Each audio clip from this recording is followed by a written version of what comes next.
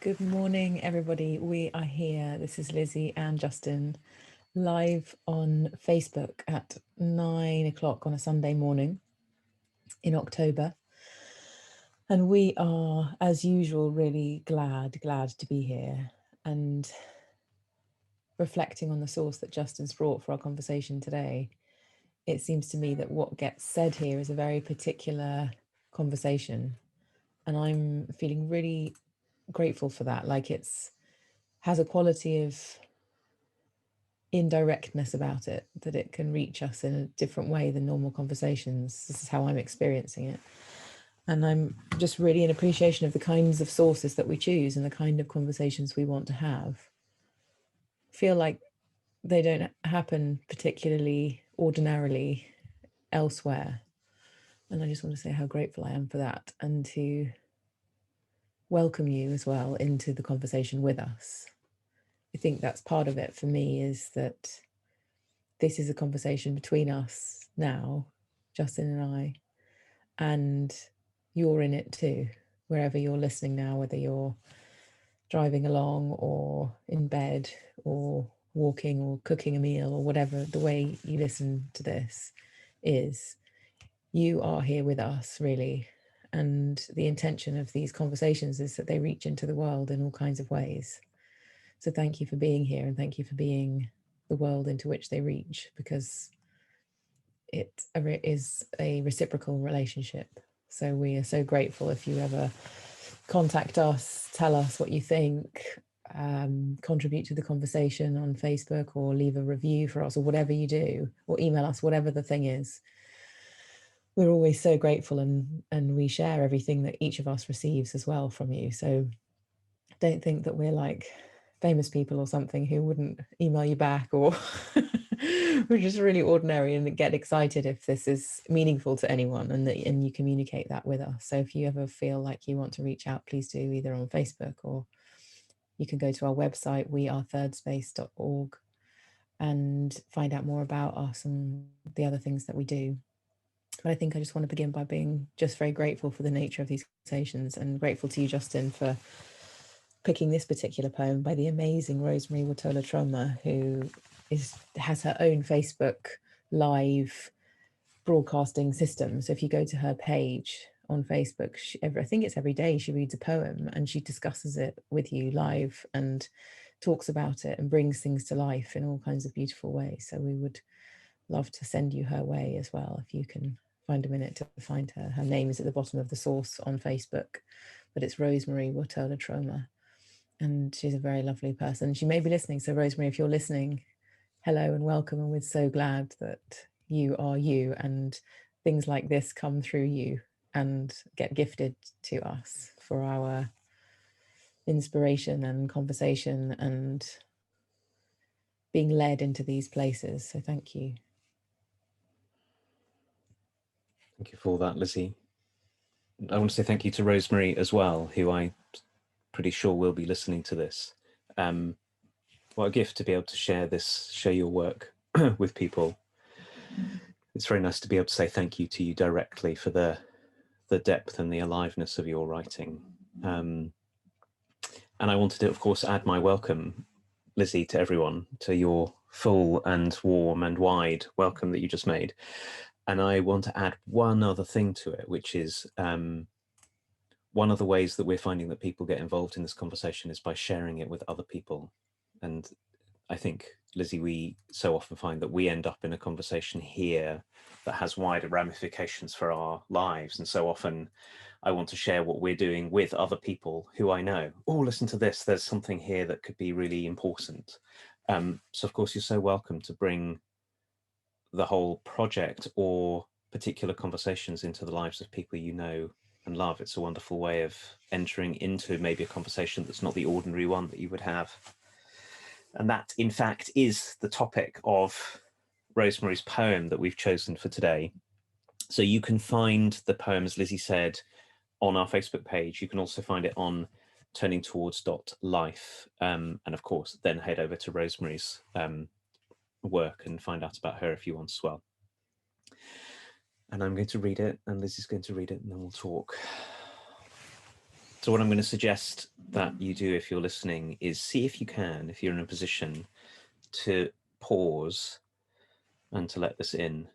You may not be able to do that if you're driving or something, but if you're in a place that you can just gather yourself for a moment, not rush into this.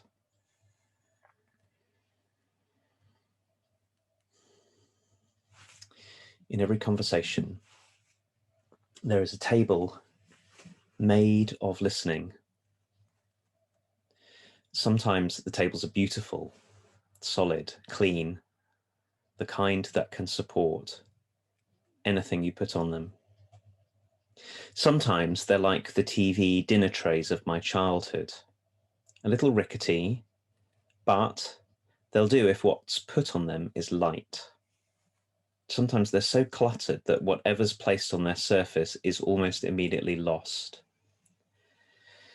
Let tonight's table have a small vase of flowers and a candle, perhaps, nothing else. May it be small enough we might see each other's eyes, might notice every nuance of breath. Whomever I'm most nervous to invite, may I invite them. And though the tea is just a metaphor, may I offer, may they accept.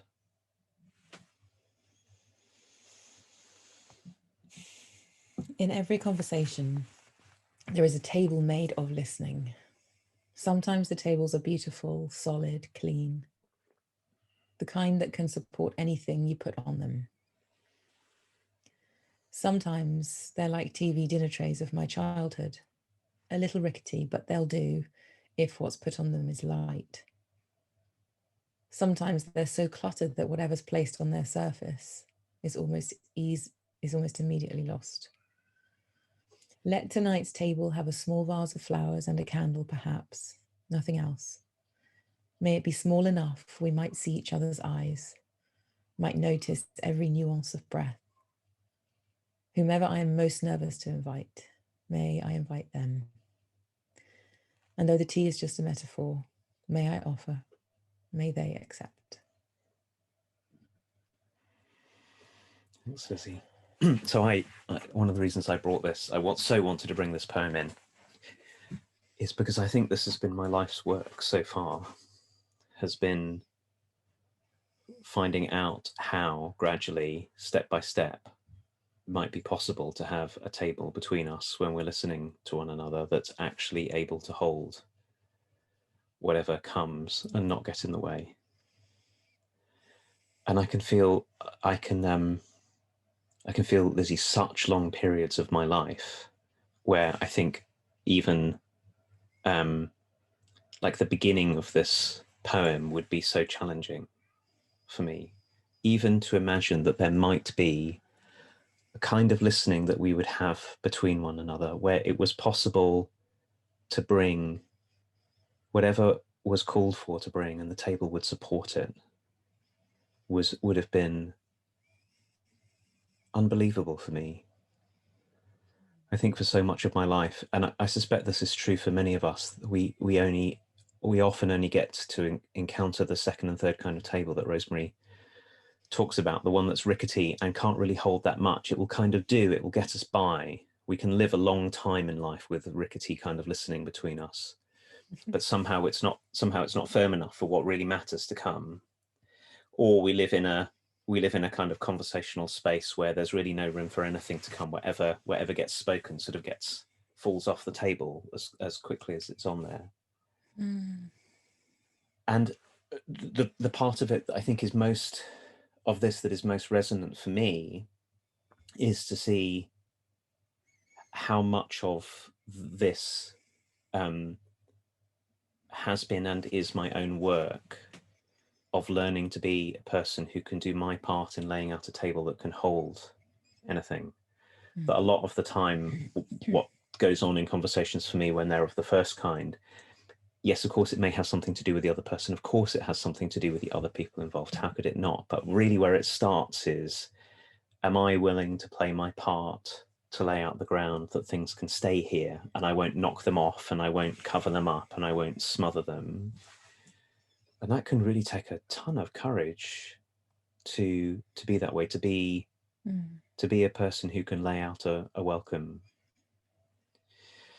And as you were reading, and you got to the line of Rosemary's, whomever I'm most nervous to invite, may I invite them? I realized that actually a lot of what has made it possible and continues to make it possible for me to walk this path is my willingness to invite the parts of me that I'm nervous about including. And until I can do that, there's very, very little opportunity for me to be welcoming to the parts of you that I might be nervous to invite. If I'm already sort of clearing my own parts of me off the table and trying to make sure that I don't feel stuff, or they don't get seen, or I don't get embarrassed, or I don't get touched, or I don't get moved, or I don't get confused, or whatever. If I'm not prepared, if I'm making my own space of the table rickety or cluttered or unsafe to stand on, no one else really has a chance to do very much in bringing themselves. And so, yes, this is a relational question. Of course it is. I'm feeling the way that it starts with us, the way it starts with me, and how much we have to do, how much courage it takes to step in at all this way. Yeah, it really does. And when you were listening, Justin, I just, had my eyes closed and let the imagery come. And it's so beautiful, this poem, in terms of the picture that it paints in the listening of it. And what I noticed is, I totally hear you on the it starts with us. And I also notice the part of me that goes, this is what I want for the world. This is what I want for families that I'm not in. And, I feel really, it's so delicately, poetically, lightly articulated, something that's extremely needed. And I feel the same, Justin, that this feels like my life's work as well, like being open enough to invite it all in myself and others. And what a beginning point listening actually is, the powerful nature of the kind of table that we lay out, and how that premise is such a foundation for whatever else follows. So whoever arrives at the table, whatever's happening, the nature of the table that I've set out is the parameters of what gets brought. And we say often enough in our work, Justin, the kind of listening that happens is the thing that determines what gets said. But this is like the best articulation of that I've ever encountered, the most moving for me, and the most obvious and the most clear. And for it to have this metaphor of tables in it feels so relevant. And I also had and still have really rickety little tables at my mum and dad's house that we used to have our little fish fingers on in front of the telly. And just having that feeling of that, and having that comparison to the kind of, the places I'm often in where my table is really rickety. Like, I'm finding it really helpful in this moment to have that comparison, because I can say, is my listening the rickety table right now, or is my listening the table with the flowers and the candle? And I think what also moves me about what you were saying, Justin, is that I know that my greatest teachers have been the people who lay out this candle and the flower, and who make this not only a kind of like undercover practice, like, oh, this is the secret mission of my life, but they actually are brave enough to make this obvious to people. So those of the people in my life who actually say, I would like to have a conversation, I'm lighting a candle, I'm putting a flower out, and I'm inviting you here. And I can feel the bravery of doing that, and not just kind of surreptitiously trying to have the conversation on a walk or something, but actually, I mean, a walk is lovely. The walk could be the table too. But I'm finding the intentionality of this when I'm reviewing in this moment who's like this for me in the world. The intentionality of it is so brave to say, let's open up the table for whatever wants to be said. Because without opening up the table, maybe the thing that wants to be said never gets said at all. And so I'm feeling the practice of this, the overt practice of it, and how important that is. And not just kind of always having a table ready or something, even though that's also beautiful, but the opening of a table and designating it as everything is welcome just feels really important and rare. And I'm really loving this, how this metaphor is living in me and birthing new ways of feeling it and seeing it. I was imagining, as you were speaking, all different kinds of table spaces like Rosemary invites us into. And this invitation in the poem to have a table that can at once hold whatever comes, but is small enough that we can notice one another, that we can see one another and notice one another. I was particularly taken by two parts near the end, Lizzie. One is maybe small enough that we might see each other's eyes and might notice every nuance of breath. It's the first one. When one of the ways I know sometimes when other people have made the invitation to me that you've just described, here, let's talk, I can feel the part of me immediately that gets afraid or ashamed, like, what's going to happen in this conversation? Is this a secret plan to shame me or cast me out, or all the things that parts of me are afraid of, the sort of protective, defensive parts of me are afraid of? And it's such a thing to feel when somebody is able to make the genuine invitation of, I really want to talk. This is not a secret plan to get you. This is, can we know one another? Can we be together with one another with whatever's here? Yeah. And to notice each other's nuance of breath, it struck me that breath is such a pointed, particular way of noticing one another, is to notice how one another are breathing, is to give us a really, and how we are breathing, is to give us a really immediate way into what's happening here. Does this conversation feel safe? Does it feel welcoming? Can I even tell? Or am I just going to barge on, with whatever my agenda is? No. And it's such what a relief it is to find ourselves in a space where that's possible, even if we've been terrified of the possibility of talking to one another. It's, oh, you mean I really am welcome here? You mean you do care how this is for me, and I can care how this is for you? Yeah. And I think that that's rare for many of us. I mean, certainly I'm talking about myself. I can see so many ways that my protective parts of me have done their best to make sure that the table is as very tiny as possible and nothing can come on it. No space it. So the other thing that struck me whilst you were talking was this last line, may I offer, may they accept.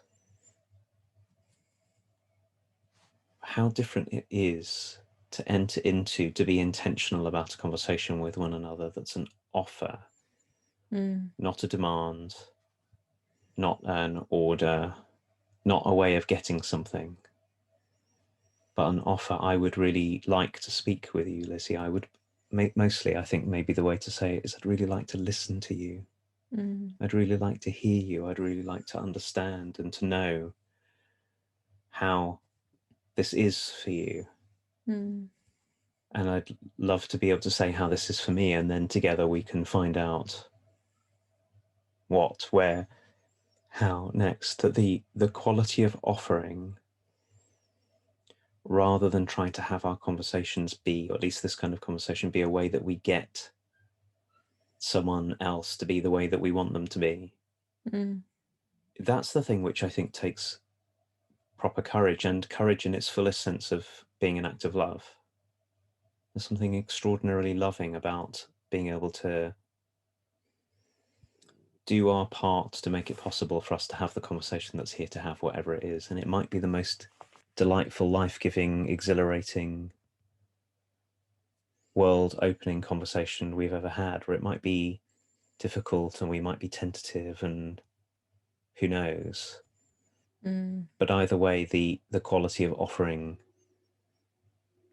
I think, maybe it's just me, I think is so often missing in our lives, that sense that that's what we're doing by being in conversation with one another. Yeah, what's arising for me, Justin, is just how in the scenario that you're talking about, it touches the place in me that really does genuinely want to know what's going on. And I noticed that when the table's really small, there's no way I could really know what's going on, or to a greater extent than is currently available. So if I offer the space that's really small and I have a particular agenda and I want you to be different, it doesn't actually meet the longing that I have to really know, like really, really know what this is like for you. And I feel like that might be quite a kind of universal longing, you know, that we all just want to unearth what's true. Like truth seems like a really important thing to humans. And yet the setup is often so untruth inviting.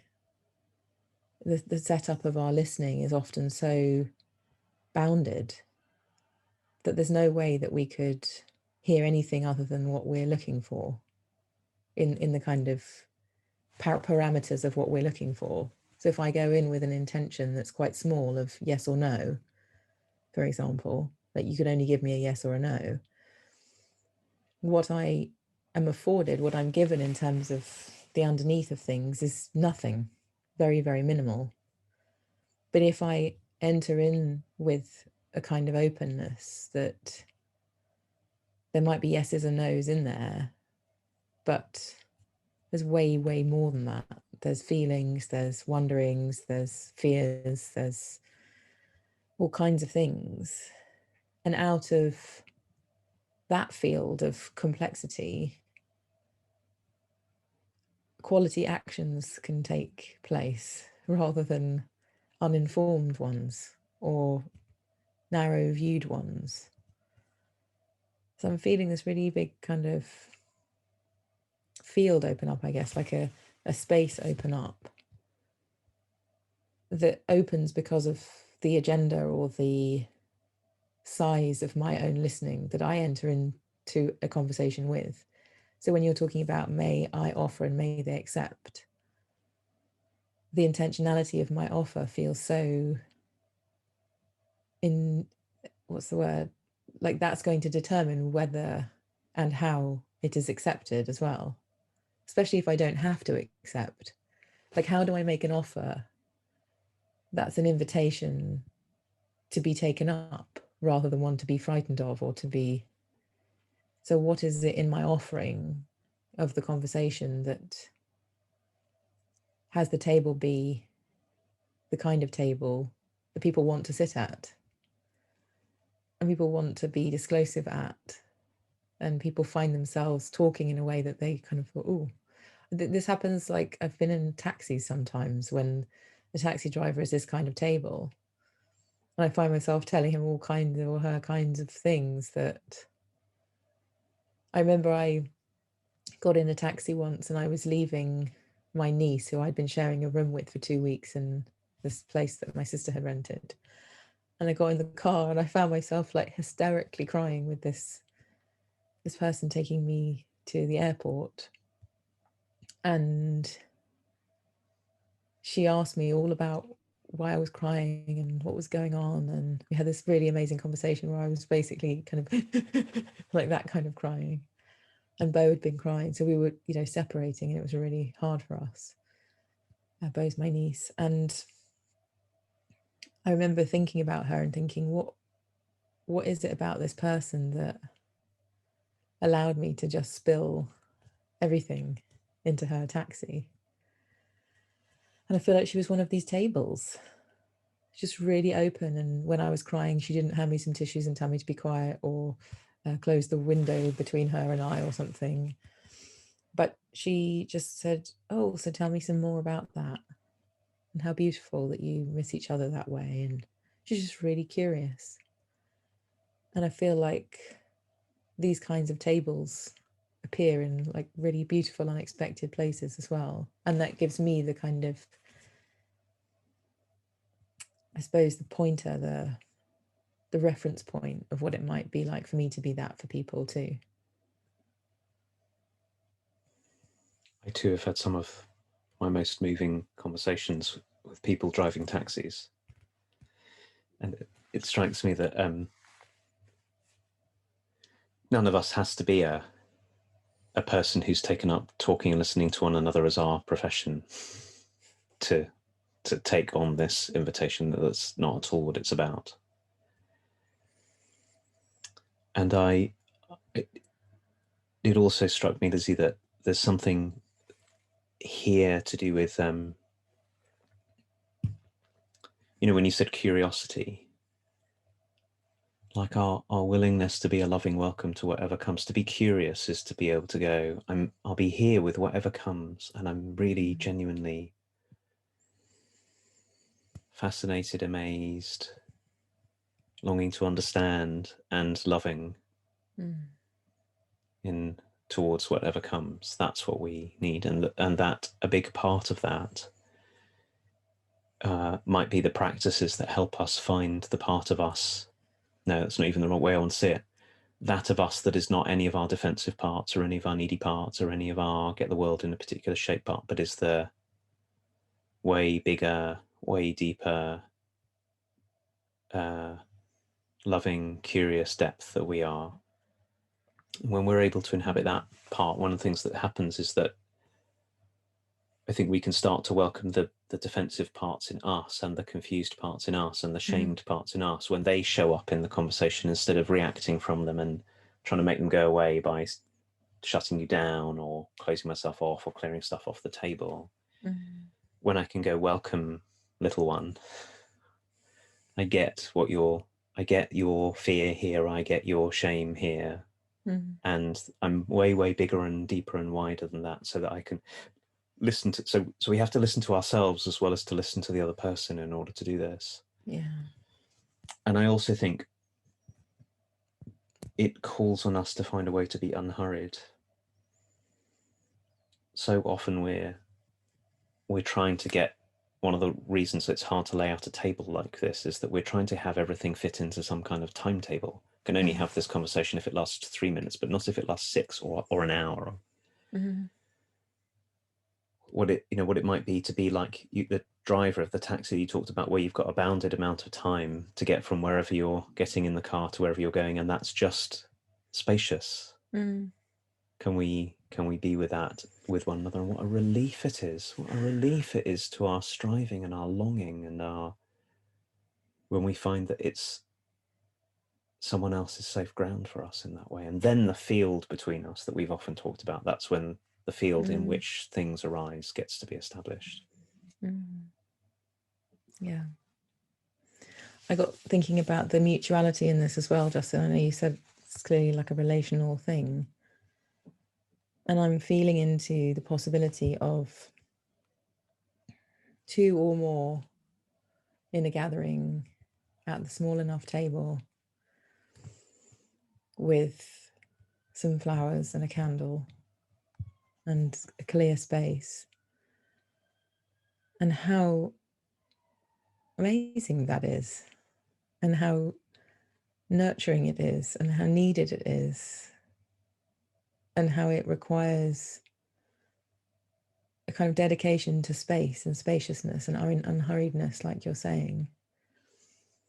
And I think I can really say that those spaces have been, out of anything and everything I've ever done, and this continues to be this way, this kind of community creation has been the most transformative practice ever, and one which I'm not prepared to let go of. And it's also there's resistance in it sometimes, like I don't feel able, or I feel exhausted or something, but it doesn't have the same quality as other practices that I've taken up over the years, that they dwindle, or they have their life and it's quite short, or something. This practice of being around the table with others in this way of intentional listening feels like the elixir of life. That this brings back hope and brings clarity and brings safety and builds relationship and resolves things, all kinds of different things. It just feels really sacred and important that we all have something like this in our lives. Some tables like this that we're either the creators of or the recipients of, or dancing with because we've made it with someone else. This feels like what nurturing is made of, as I'm feeling into it and sitting at the table now even. Yeah, we get to sit at a table like this every week, Lizzie, and of course, I know this about you. You and I have we're fortunate to have many other places that we can sit at tables like the ones that you're talking about. And I think that's a wonderful place for us to end, is this reminder that you just made, that we might make or seek out people and places where we can again and again and again enter into sitting around the kind of table that Rosemary lays out for us. And how if we don't, until we start to seek them out, I think that for most of us, the world won't bring them our way.